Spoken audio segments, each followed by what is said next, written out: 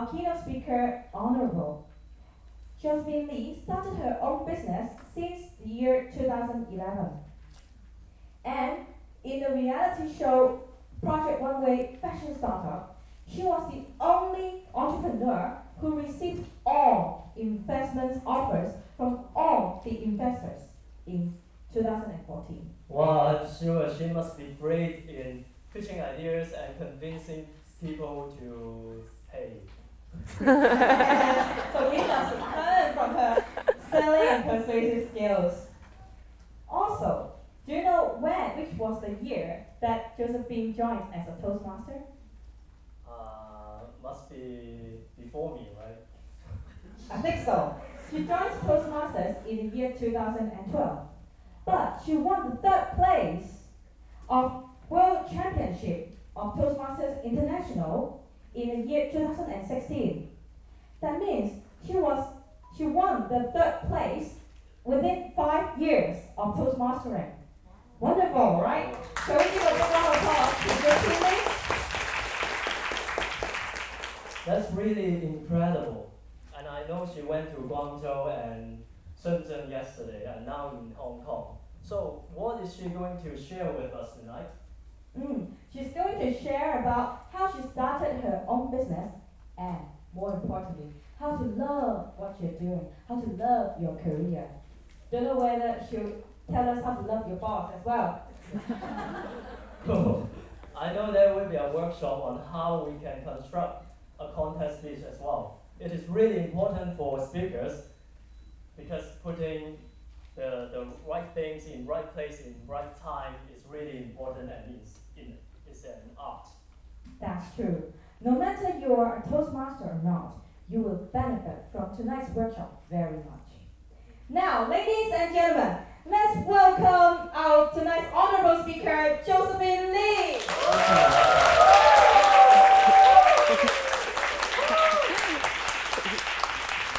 Well, good evening, ladies and gentlemen. This is my 5th and final keynote in my little Asia tour, and we saved the best for last, didn't we? Yes. I will never turn down a chance to come to Asia because the food here is amazing. Now, I will eat just about anything, but when I was young, I hated broccoli. But broccoli's really good for you, right?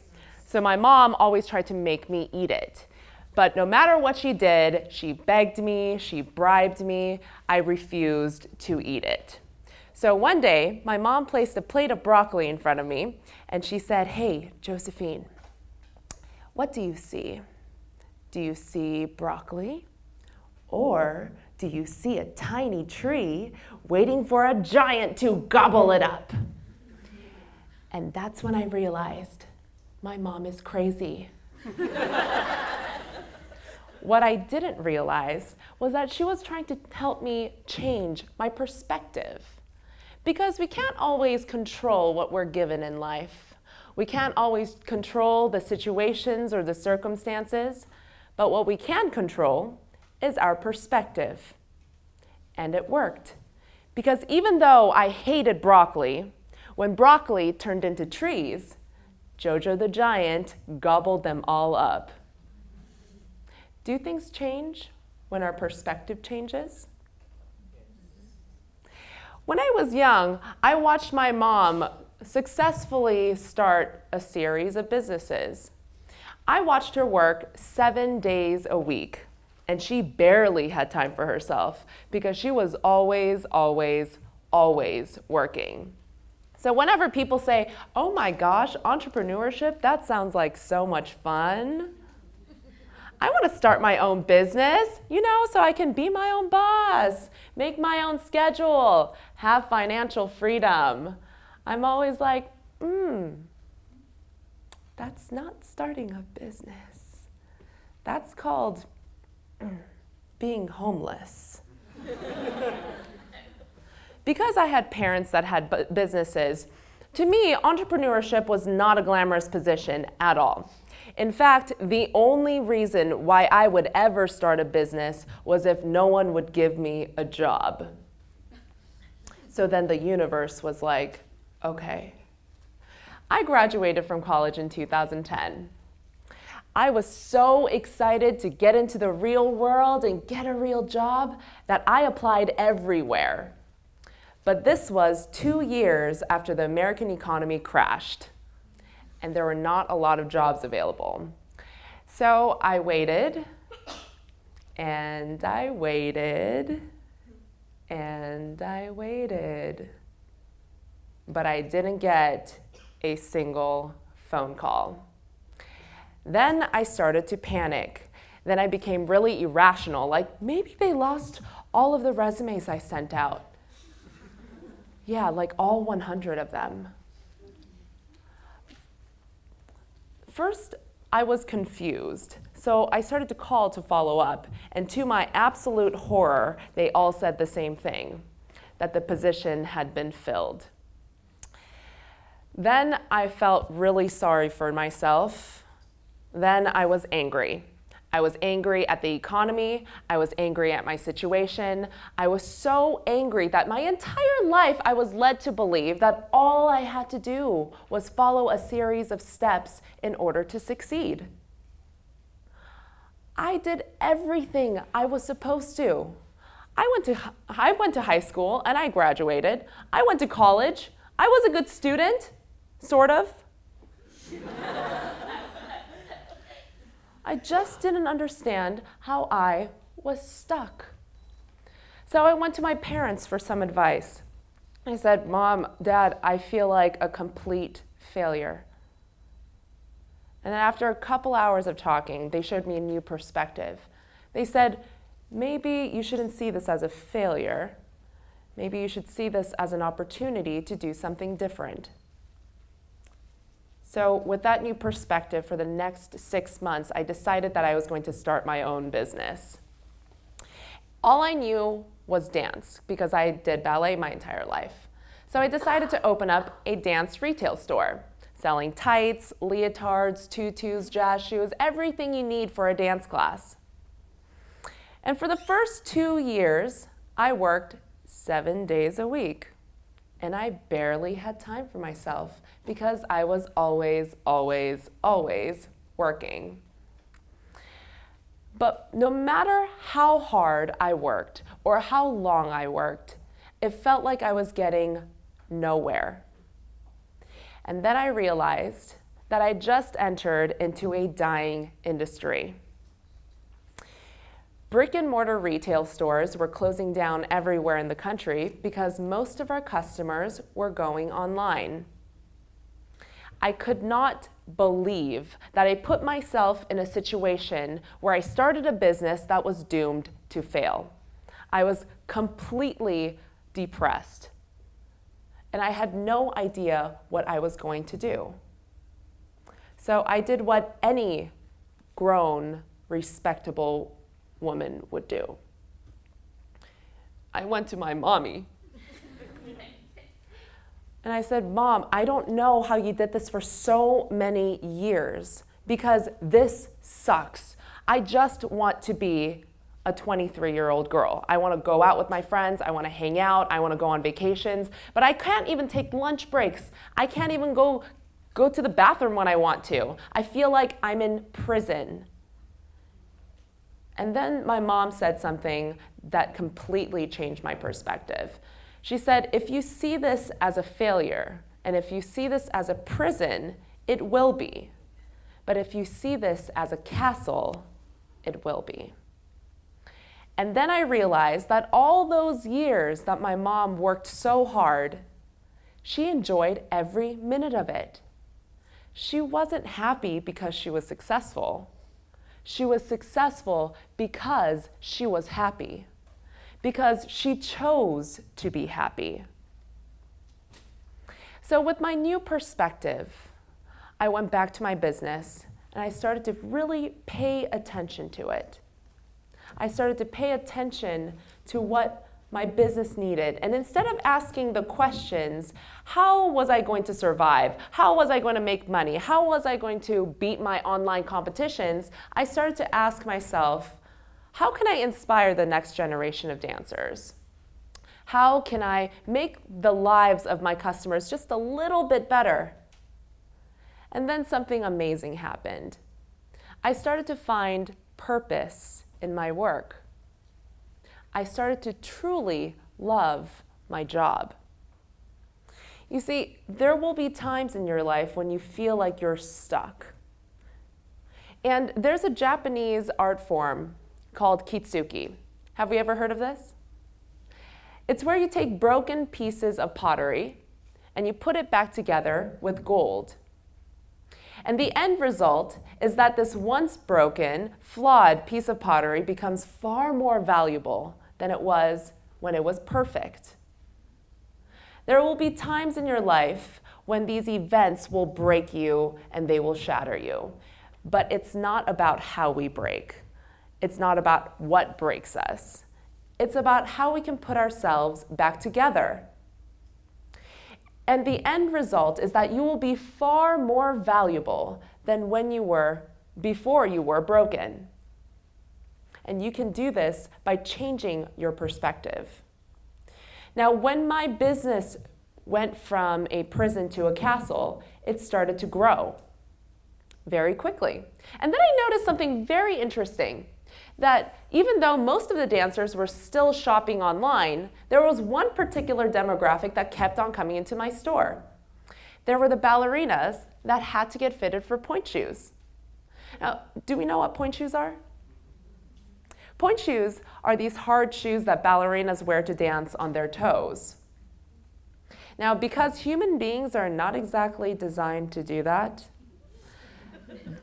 these have to be fitted perfectly in order to be safe. And because there are hundreds of different models and millions of different types of feet, you cannot get fitted for these online. They have to come into a store and get fitted by an expert. And because I grew up dancing my whole life, and because I grew up in a dance store fitting shoes, I acquired these skills when I was very young. So I started to pay more attention to pointe shoes, and I started to look at this individually and started to look for different solutions for these dancers. And the word spread. And dancers were flying in and driving in from all over the country just to get fitted for pointe shoes in my little shop. And one day I had a dancer that came in from a couple hours away, and she said, you know what would be awesome is if you brought all of your pointe shoes to our dance school and start fitting pointe shoes there. And I was like, that's crazy. Okay. So I brought all of my pointe shoes to the schools, and for the next couple months I bought a van, I put all my shoes in there, and I started to travel to different schools to fit pointe shoes directly at their dance studio. And my customers loved it. And soon, TV stations and newspapers and magazines started to call me to interview me about my business. And they said it was creative and innovative and groundbreaking. But I was like, oh, that wasn't even my idea. It was my customers. You see, when I first started my business, I thought I hit a dead end. I thought I was entering into a business that was doomed to fail. But there's always opportunities all around you. All you have to do is just listen. Now, as my business started to grow, pointe shoes became half of my business. But 90% of my merchandise was everything else, like the tights and the leotards and the tutus. That meant that most of my working capital was tied up in merchandise that was not selling as quickly as pointe shoes. So I decided that when I purchased a building in 2015, that when I moved my store, I was going to switch my entire business to just pointe shoes. All of my mentors, including my parents, told me that this was a terrible idea. And they were right. Because switching over to just pointe shoes meant that I was cutting my revenue in half. And with the new building that I had to pay for and all of the expenses that comes with moving a store, I was going to barely be able to survive. Logically, it made absolutely no sense for me to just switch over to pointe shoes. But something inside me told me that in order to best serve my customers, we had to focus on this small niche. In business, there is this concept called niches to riches. It's where you focus on a very small portion of your demographic.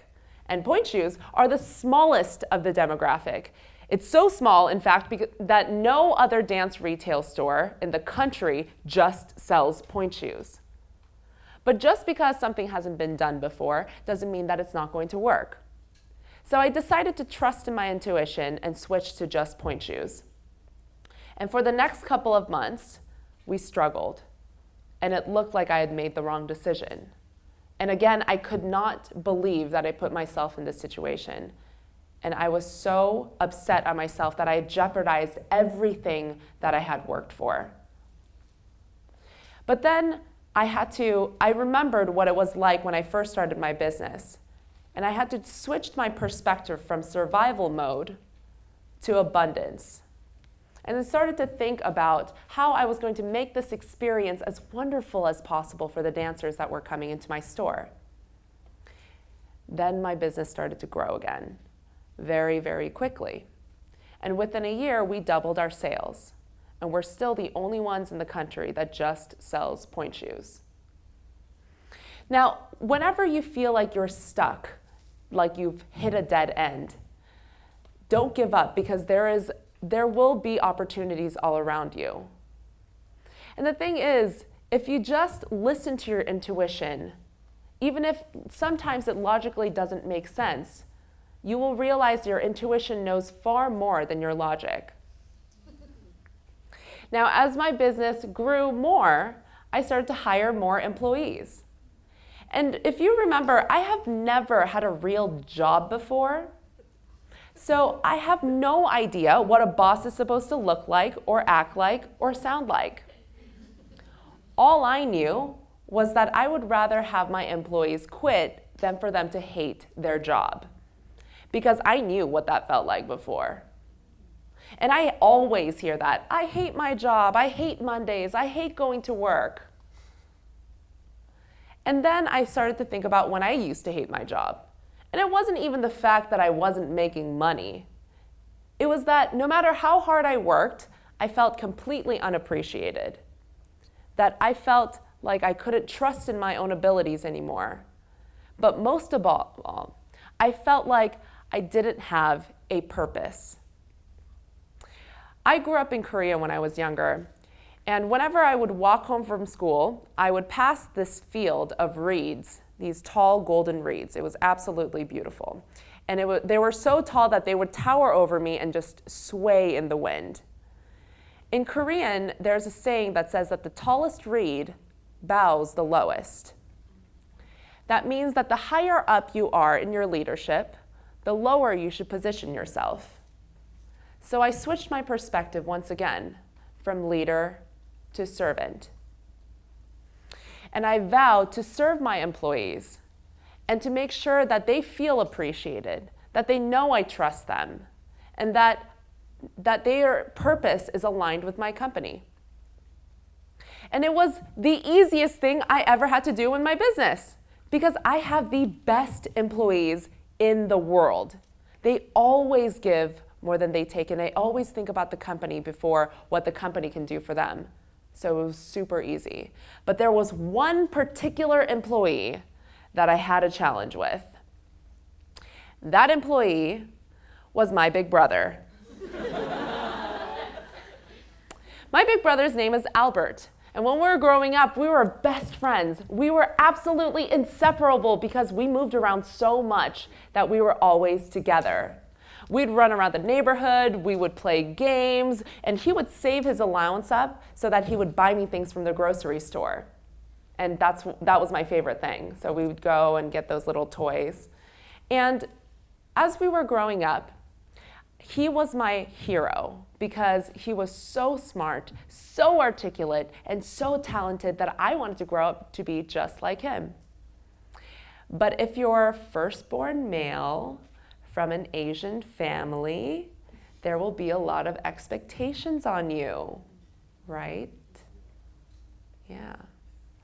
So as we grew older, my brother wasn't allowed to go out and play with me anymore. He was only allowed to study. and he wasn't allowed to get anything less than an A+, anything less than first place, because my parents knew how smart he was, and they knew his potential. So they were very, very hard on him. But soon, all of that pressure and all of that expectations started to crumble. And soon he became antisocial, and he became so insecure in himself that he felt like nothing he did was ever good enough.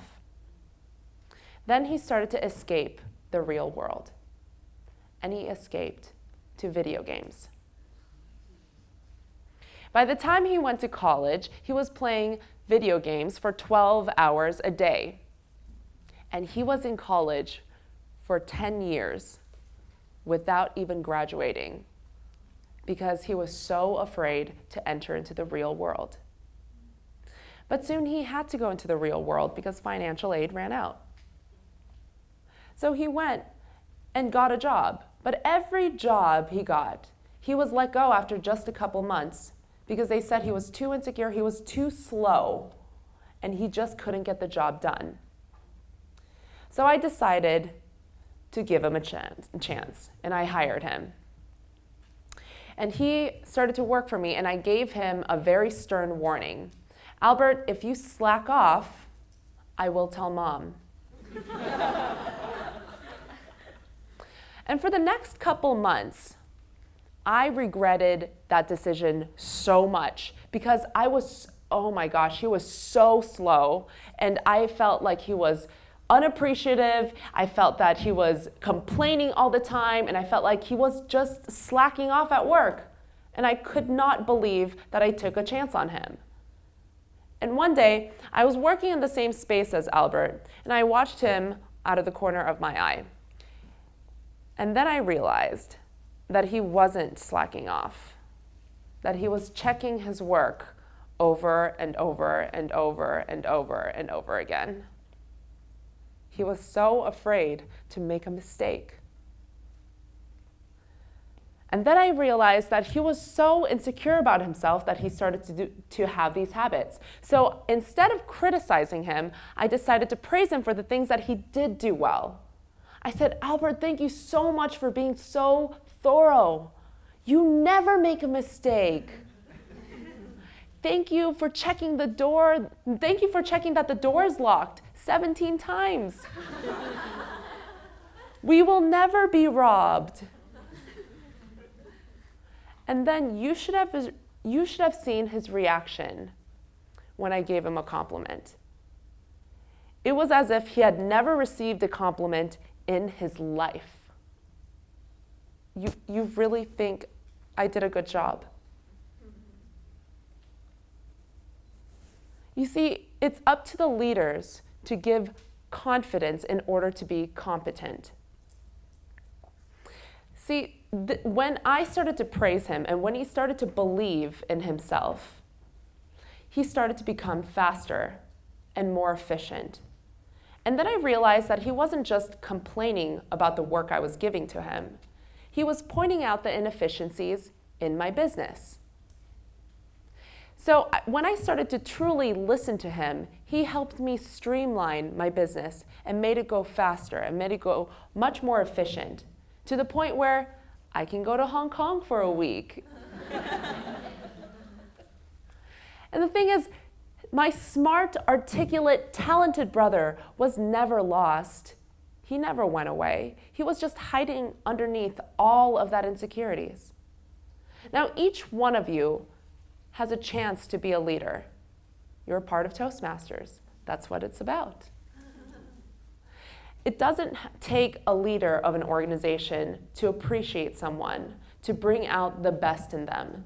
Because when you see the best in people, you are bringing out the best in them.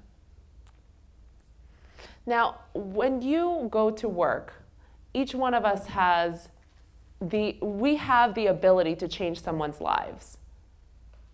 We can do this with encouragement and becoming a servant to the people that we work with. Now, there's a concept called a work-life balance. Are we familiar with the work-life balance? I don't believe in it. Because work-life balance implies that work and life are separate. that we're living only half of our lives after work or on the weekends or on vacations. But if we can integrate purpose into our work, no matter what we're doing, we can live a full life. A couple months ago, I had dinner with my brother and we were chatting. And I said, "What's your favorite video game?" And he said, I don't know. I guess working's my favorite now. I was floored when he said that, because you no longer have to escape somewhere else if you truly love what you do. Now, in the past 6 years, I learned how to change my perspective, how to seek for opportunities, and I learned how to become a servant leader. But each one of us can use any of these in our organizations, in our communities, in our families, or in Toastmasters. And if you can learn how to change your perspective and manufacture optimism, you will love anything you do. Thank you very much.